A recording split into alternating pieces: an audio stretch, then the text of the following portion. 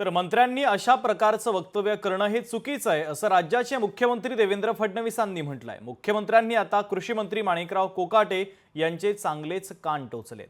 सर्वात चांगली अर्थव्यवस्था महाराष्ट्राची असल्याचं फडणवीस म्हणतायत, तर शासन भिकारी या कोकाटेंच्या वक्तव्यावर आता फडणवीसांनी प्रतिक्रिया देत माणिकराव कोकाटेंचे चांगलेच कान टोचलेत।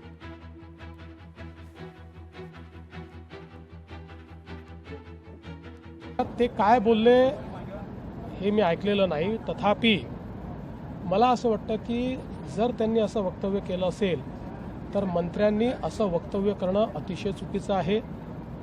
पीक विम्याच्या संदर्भात आपण जाणीवपूर्वक निर्णय घेतला आणि त्याची पद्धती बदलली, कारण आपल्या लक्षात आलं की पीक विम्यामध्ये काही वर्षांमध्ये जरी शेतकऱ्यांना फायदा झाला तरी बहुतांश वर्षांमध्ये त्याचा अधिक फायदा हा कंपन्या घेत आहेत। मला असं वाटतं की अशा प्रकारचं वक्तव्य काही योग्य नाही आहे। मी आजही सांगतो, देशातल्या कुठल्याही राज्याच्या मोठ्या अर्थव्यवस्था असलेले जेवढे राज्य आहेत त्या राज्यांच्या अर्थव्यवस्थेमध्ये आजही सगळ्यात चांगली, म्हणजे मी असं म्हणत नाही की आपल्याकडे खूप पैसा आपण श्रीमंत आहोत वगैरे, पण तुलनेनं विकसनशील अर्थव्यवस्थेमध्ये अतिशय उत्तम अर्थव्यवस्था ही महाराष्ट्राची आहे। लोकशाही मराठी ऐका, पहा, जागरूक रहा।